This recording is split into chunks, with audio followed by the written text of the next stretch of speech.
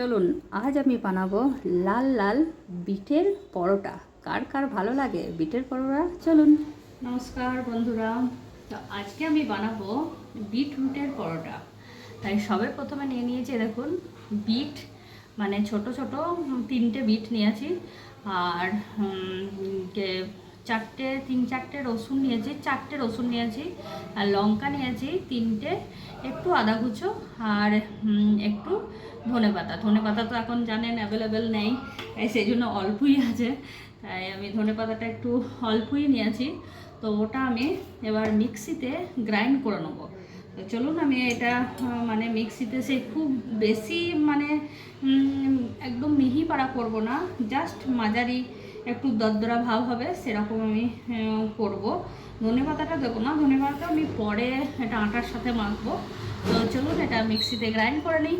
সামান্য একটুখানি জল দেব, না হলে এটা ঠিক ইয়েটা হবে না। তো চলুন এটা করে নিই।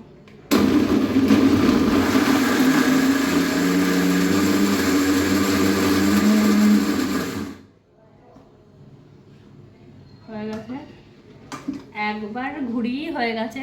দেখুন জাস্ট দেখেছেন, প্রচুর। আর এটা খেতে খুব ভালোও লাগে, মানে বিটরুটের পরোটা একটু ঝাল ঝাল এর মতো হবে। তো চলুন দেখুন, এরকম এটাতে আমি একটা থালায় নিয়ে নিয়েছি, যেটা আমি মানে ইয়েটা করব, মাখাবো। তো এবার এতে আমি আটাটা নিয়ে নেব। আটাটা আমার যতটা পরিমাণ মানে আপনারা পরোটা করবেন সেই অনুপাতে বিটটা নিতে হবে। এবার সেটার সাথে তো হয়ে গেছে। এবার অল্প একটু নুন নিয়ে নিলাম, আর একটু ধনে পাতাটা নিয়ে নেব। আমি এতে পরোটাটায় তেল দেব না, মানে তেলেতে আবার শাঁকা হবে, তো সেই জন্য আমি তেল দেব না।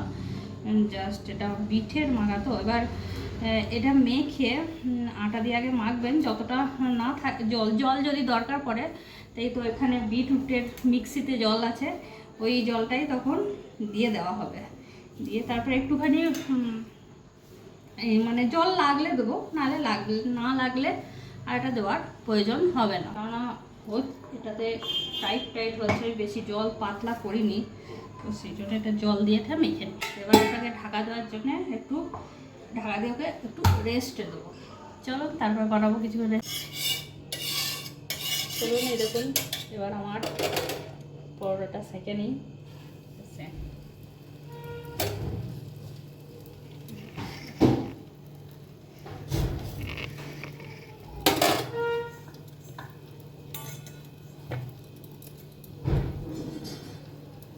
আমি পরোটা লুচি যাই হোক, মানে যেটাই করি আমি সেটা সবসময় শুকনো আটা দিয়েই বেলি, তেল দিয়ে আমি বেলি না খুব একটা। তো শুকনো আটা দিয়ে বেললে মানে ভালো হয়, মানে আবার আপনি রেখে দেবেন চিপকে যায় না কারোর সাথে কখনোই। তো সবসময় পরোটা তো বিশেষ করে শুকনো আটা দিয়ে মাখাই ঠিক আছে, মানে বেলাটা। আর লুচিও তাই করতে পারেন, কোনো অসুবিধা নেই। আমি তো এরকম করেই করি। তো যাই হোক, আপনারা সবাই কেমন করে করেন চলুন বলবেন অবশ্যই। আর কিছু ভুল ত্রুটি হলে অবশ্যই ক্ষমা করে দেবেন, আর কমেন্টে অবশ্যই জানাবেন। তাই না, কিছু ভুল হলে তবেই তো শেখা যায় যে এটা ভুল হচ্ছে, এটা ঠিক হচ্ছে, তবে গেলেই আমি নতুন ঠিকভাবে করতে পারবো। আর যদি কেউ না জানায় যে এটা ভুল হচ্ছে, তাহলে কোনো দিনই সেটা শিখতে পারবো না। তাই অবশ্যই জানাবেন যদি কেউ জেনে থাকেন কিছু, কোনো ব্যাপার না। তো যাই হোক, আমার এটা সেঁকে নিই, তারপর চলুন আপনাদেরকে দেখাবো। আবার এই পিঠের পরোটাতে আপনারা এর ভিতর পুরও দিতে পারেন। পুর মানে আর কি আলুর পুর কিংবা পনিরের পুর, এগুলো দিলে বেশি ভালো হয়, মানে খেতে আরও টেস্ট হয়। এটা তো আমি জাস্ট প্লেনই বানাচ্ছি, প্লেন পরোটা। এর সাথে আমি মানে রায়তা বানাবো, রায়তার সাথে খাবো, তো সেই জন্য আমি এটা প্লেন বানাচ্ছি। আর যদি আপনারা আচার কিংবা কোনো ইয়ে দিয়ে খেতে চান, তাহলে এটা এর ভেতর পুর দিলে, যেমন আলুর পরোটা আলু ভালো দিলে প্রচুর ভালো লাগে খেতে। বিশেষ করে পনির দিলে পনিরের পুর করলেও ভালো লাগে। আর কোনোই করতে পারেন, কোনো অসুবিধা নেই, ভালো লাগবে খেতে। হয়ে গেছে দেখুন, রেডি, দেখেছেন? তো চলুন এবার ভালো থাকবেন, সুস্থ থাকবেন, টাটা।